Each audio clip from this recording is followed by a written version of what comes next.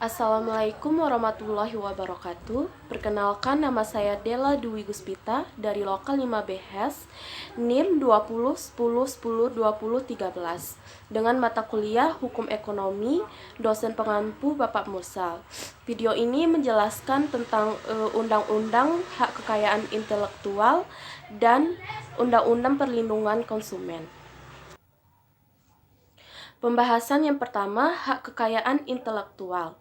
Hak kekayaan intelektual pada hakikatnya merupakan hak dengan karakteristik khusus dan istimewa, karena hak tersebut diberikan oleh negara. Negara berdasarkan ketentuan undang-undang memberikan hak khusus tersebut kepada yang berhak, sesuai dengan prosedur dan syarat-syarat yang harus dipenuhi. Hak atas kekayaan intelektual yang biasa disebut haki, pada dasarnya merupakan hak yang lahir berdasarkan hasil karya intelektual seseorang. Haki merupakan konstruksi hukum terhadap perlindungan kekayaan intelektual sebagai hasil cipta penemunya. Haki adalah hak hukum yang bersifat eksklusif yang dimiliki para pencipta atau penemu sebagai hasil aktivitas intelektual dan kreativitas yang bersifat khas dan baru. Istilah haki atau hak atas kekayaan intelektual merupakan terjemahan dari Intellectual Property Right atau IPR sebagaimana diatur dalam Undang-Undang Nomor 7 Tahun 1994 tentang pengesahan WTO atau Agreement Establishing the World Trade Organization. Pengertian Intellectual Property Right sendiri adalah pemahaman mengenai hak atas kekayaan yang timbul dari kemampuan intelektual manusia yang mempunyai hubungan dengan hak seseorang secara pribadi, yaitu hak asasi manusia atau human right. Haki atau hak atas kekayaan intelektual adalah hak eksklusif yang diberikan suatu hukum atau peraturan kepada seseorang atau sekelompok orang atas karya ciptanya. Pada intinya, haki adalah hak untuk menikmati secara ekonomis hasil dari suatu kreativitas intelektual. Objek yang diatur dalam haki adalah karya-karya yang timbul atau lahir karena kemampuan intelektual manusia. Haki juga merupakan hak privat di mana seseorang pencipta bebas mengajukan permohonan pendaftaran karya intelektualnya. Sedangkan pemberian hak eksklusif kepada para pelaku haki dimaksudkan sebagai penghargaan atas hasil karya kreativitasnya sehingga orang lain ikut terangsang untuk mengembangkan lebih lanjut. Adapun ruang lingkup haki atau undang-undang tentang hak kekayaan atas intelektual, yang pertama, hak cipta diatur dalam Undang-Undang Nomor 28 Tahun 2014. Yang kedua, paten diatur dalam Undang-Undang Nomor 14 Tahun 2001. Yang ketiga, merek diatur dalam Undang-Undang Nomor 15 Tahun 2001. Perlindungan varietas tanaman baru tanaman diatur dalam Undang-Undang Nomor 29 Tahun 2000. Rahasia dagang diatur dalam Undang-Undang Nomor 30 Tahun 2000. Desain industri diatur dalam Undang-Undang Nomor 31 Tahun 2000. Desain tata letak sirkuit terpadu diatur dalam Undang-Undang Nomor 32 Tahun 2000. Adapun prinsip-prinsip haki, dasar pemikiran diberikannya perlindungan hukum terhadap ciptaan individu dilandasi oleh aliran hukum alam. Adalah Grotius atau Hugo de Groot meletakkan 4 prinsip dasar merupakan tonggak hukum alam sebagai berikut. Yang pertama, prinsip kupunya dan kau punya. Milik orang lain harus dijaga. Demikian pula jika barang-barang yang dipinjam membawa untung, untuk tersebut harus diganjar. Yang kedua, prinsip kesetiaan pada janji.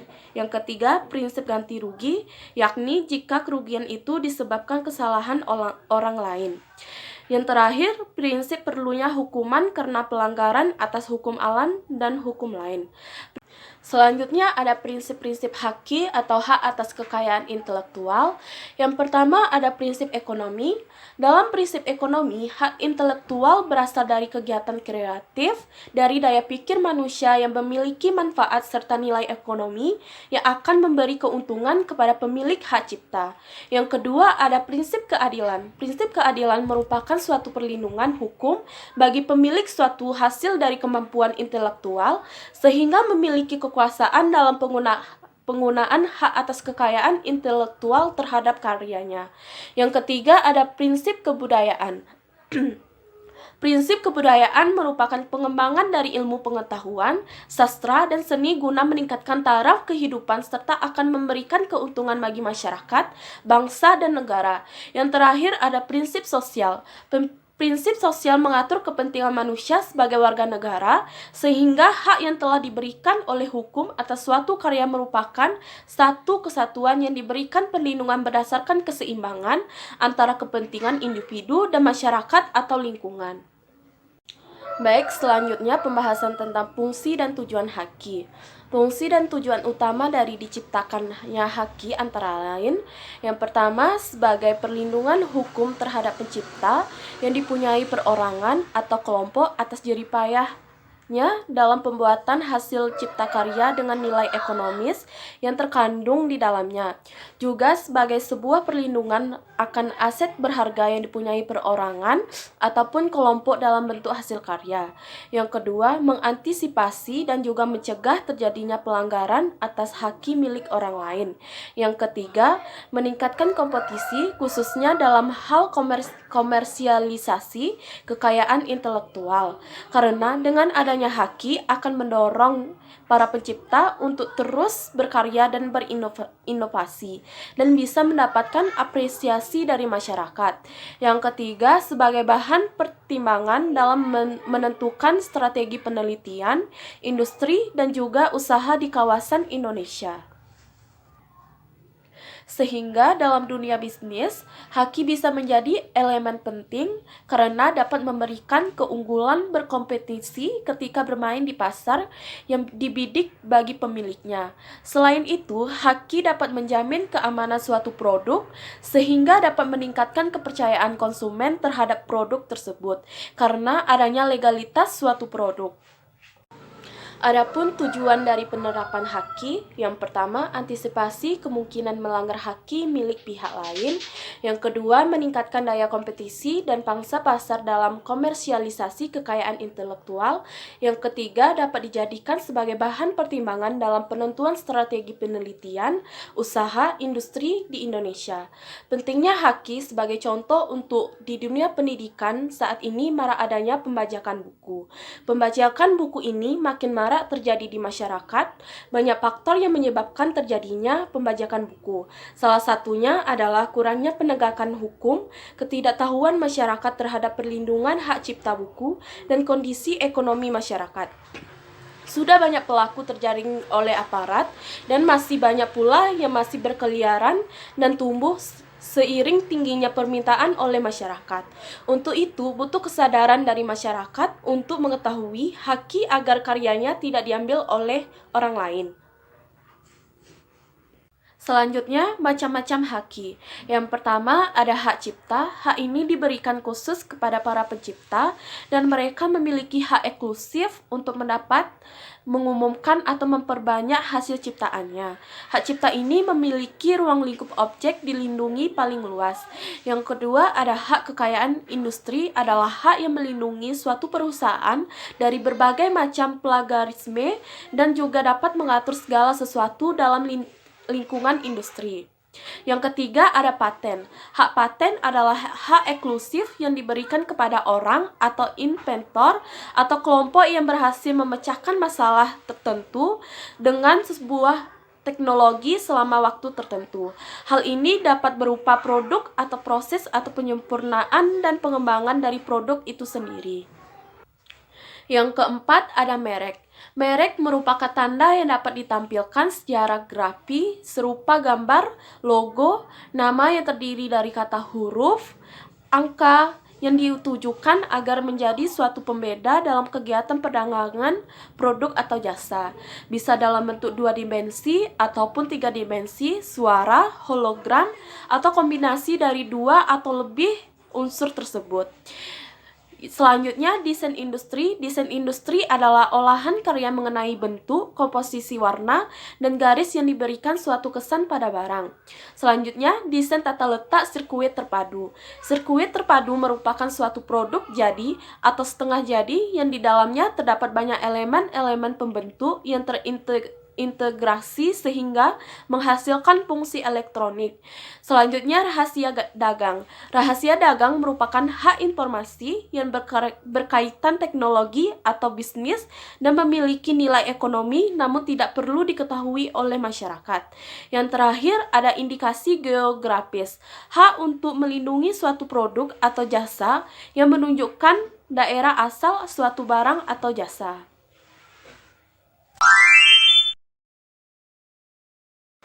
Pembahasan yang kedua yaitu perlindungan konsumen yang diatur pada Undang-Undang Nomor 8 Tahun 1999 menjelaskan konsumen adalah setiap orang yang pemakai barang atau jasa yang tersedia dalam masyarakat baik bagi kepentingan sendiri, keluarga, orang lain maupun makhluk hidup lain dan tidak untuk diperdagangkan. Hal ini dapat bersifat dalam segala transaksi jual beli secara langsung maupun secara online seperti yang kini kian marak.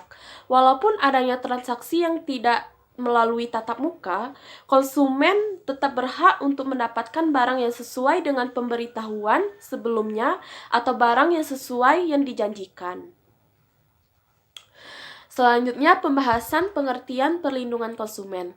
Perlindungan konsumen adalah keseluruhan peraturan dan hukum yang mengatur hak dan kewajiban konsumen dan produsen yang timbul dalam usahanya untuk memenuhi kebutuhannya dan mengatur upaya-upaya untuk menjamin terwujudnya perlindungan hukum terhadap kepentingan konsumen.